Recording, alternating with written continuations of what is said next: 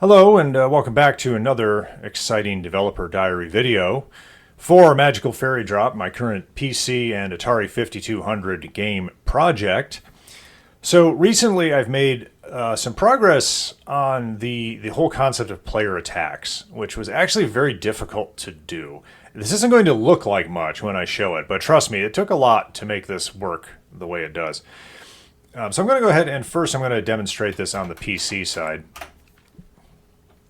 So here on the PC version, if you look here on the character select screen at the very bottom, there's this row of 3 blocks here. And this is this character's attack pattern. And the idea is that you're going to have 3 different levels of attack, and you're going to drop these blocks on your opponent, and then they have to deal with them and get rid of them. Now, in the long term, every character is going to have a different attack pattern, but for the moment, it's the same for everybody because I haven't really tried to figure that out. So I'll take my latest artwork here. And hey, it's Pork Chop. All right. So when I press the button here, which I just did, that triggered the attack. And when the player's piece on the right side lands, the attack's going to come in. And there it is. So at the moment, it's drawn all the way down above the board just for debugging purposes so I can see what's going on. That will get clipped out eventually. But as you can see, it filled in a bunch of blocks on the opponent's side. Now they have to deal with them. And the computer player barely functions right now. It's just following a pattern. It's not actually thinking. So it's going to lose here pretty quickly. But that's kind of the idea. And at lower power levels on your gauge, you'll drop fewer blocks. So that's kind of the basic idea there. And, okay, so I just won the match, even though the win quote is currently cut off because it's experimental. And we move on to take on my daughter. Exciting.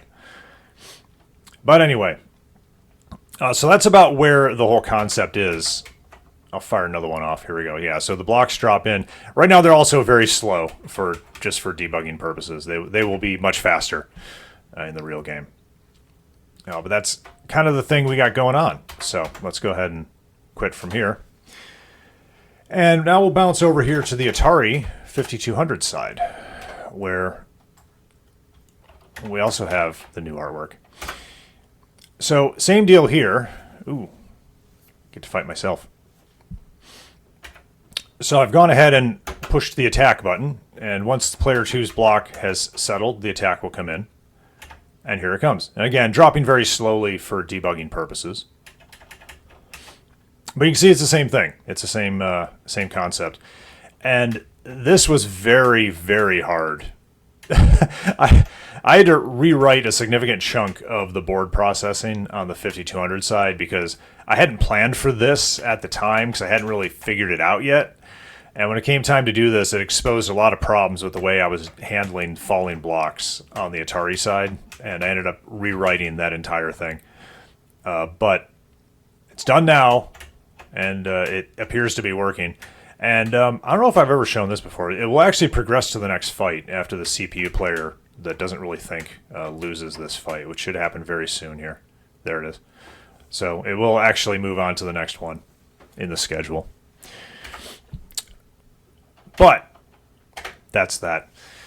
So that's really the main progress that has been made here is just getting those attacks working. And that, like I said, that was very difficult. That was not an easy thing to pull off. So I'm very glad I got that working. And I have some ideas for what I'm going to work on next. Putting in these attack things has kind of exposed some issues I hadn't thought about and some interactions I need to just kind of rethink. And I have some ideas for how I want to handle that. And I might do that on a live stream when I get around to it because everyone loves watching me code. But that's about where we stand right now. Like I said, I just wanted to get something out there to show what progress is being made. Now, obviously, there's a ton of cosmetic work that still needs to be done on this. There's no sound yet. I want to completely redo this game screen on the Atari, on both versions, actually, and put, like, stuff in it.